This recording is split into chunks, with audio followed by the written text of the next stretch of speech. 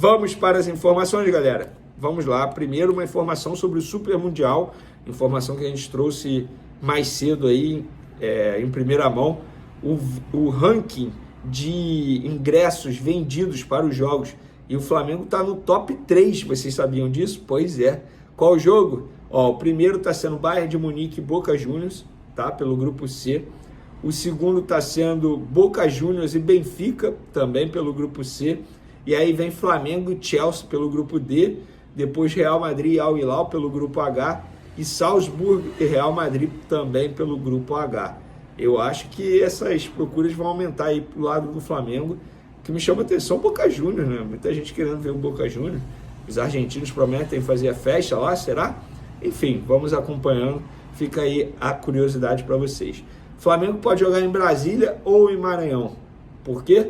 Porque o Botafogo da Paraíba, adversário do Flamengo na terceira fase da Copa do Brasil, tem sido procurado aí por empresários que estão dispostos a comprar o mando de campo do Botafogo da Paraíba contra o Flamengo pela Copa do Brasil. Até o momento, o Botafogo da Paraíba recebeu duas propostas. Uma para Brasília, a Arena BRB, né, que é o Mané Garrincha, e outra Maranhão Castelão. E a oferta maranhense sendo a mais atrativa aí, de 4 milhões de reais. Uma curiosidade, esse grupo que fez essa proposta ao Botafogo da Paraíba para levar o jogo para Maranhão, lá no Castelão, é o mesmo grupo que tentou comprar Vasco e Flamengo para levar para esse jogo. E os 4 milhões de reais, esse grupo ofereceu 3 milhões de reais ao Vasco da Gama, e mesmo assim eles não quiseram. Agora eles tentam levar Botafogo da Paraíba e Flamengo. Será que vai conseguir? Vamos ver. Lembrando, pessoal, não sei se eu já comentei em outros vídeos, Botafogo da Paraíba atualmente é de SAF. Então, assim, teoricamente, dinheiro não é problema para os caras, entendeu? Teoricamente. Mas, gente, 4 milhões, se eu fosse Botafogo da Paraíba, eu venderia. 4 milhões é dinheiro. Não sei qual é a folha salarial do Botafogo da Paraíba, mas com certeza paga pelo menos um mês de folha salarial dos caras aí. Eu acho.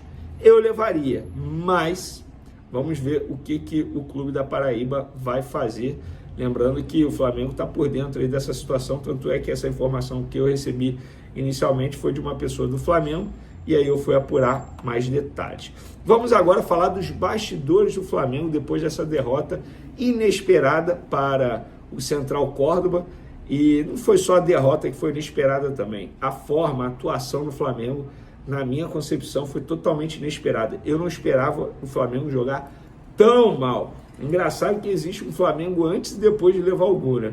Até os 25 minutos do primeiro tempo, o Flamengo bem, criando, só não fez o mais importante, que é colocar a bola na rede. Depois, uma zona total, inclusive estatística, 40 cruzamentos, 31 cruzamentos apenas no segundo tempo. Desses 40 cruzamentos, apenas 7 foram aproveitados pelo Flamengo. Então, isso mostra como o Flamengo estava desorganizado. O Flamengo não tem essa característica de ficar cruzando bola toda hora na área. Por quê? Ontem não sabia o que fazer com a bola e toda hora jogava a bola na área. Se eu tiver que dar uma palavra para definir o Flamengo contra o Central Córdoba, seria um time ansioso. Flamengo ansioso contra o Central Córdoba. E essa ansiedade atrapalhou demais. Mas, dito isso, os bastidores, a diretoria encara como essa derrota? Como? Não é normal. A diretoria entende que, óbvio, o Flamengo jogou muito mal, todos sabem disso, o Felipe Luiz sabe disso, os jogadores sabem disso. Só que a diretoria acha que, não é por conta dessa derrota ou de apenas uma derrota, que a crise precisa ser instaurada, que tudo vai mudar. Não, o planejamento será seguido.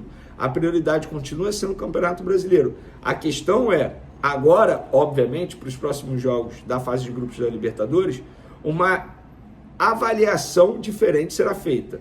O próximo duelo com a LDU na altitude, se determinados jogadores poderiam ser poupados, agora não mais, porque tem que vencer. O Flamengo não pode chegar 3 rodadas da fase de grupos tendo conquistado apenas 3 pontos, porque se perder para a LDU fora de casa, é isso que vai acontecer. Então se coloca numa situação extremamente difícil. Foi até o que eu comentei hoje no SBT. O Flamengo, com o investimento que tem, não pode todo ano ficar capengando na fase de grupos, passar para as oitavas de final na base de sufoco. Isso para mim é inadmissível.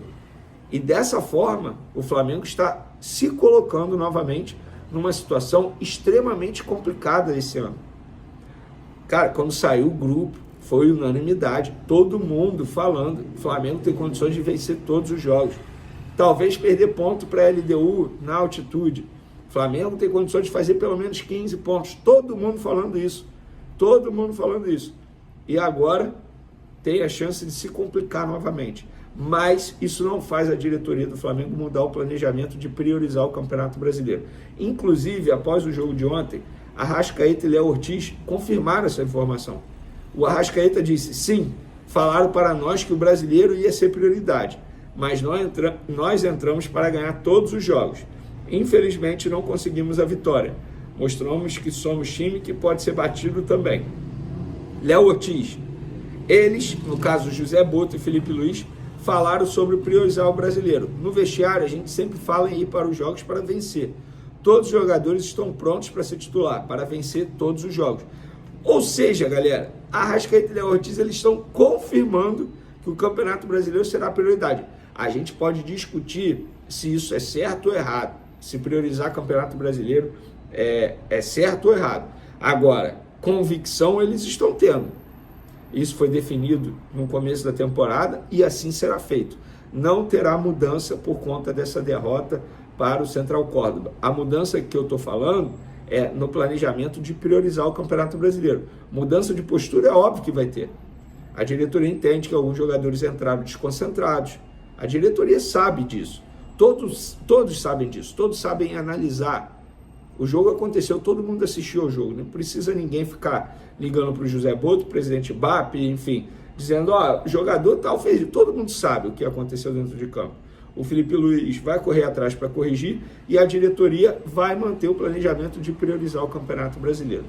Para finalizar nosso vídeo, para quem me pergunta, o Danilo sim tem chance de ser relacionado para o jogo contra o Grêmio nesse final de semana, no domingo, pelo Campeonato Brasileiro.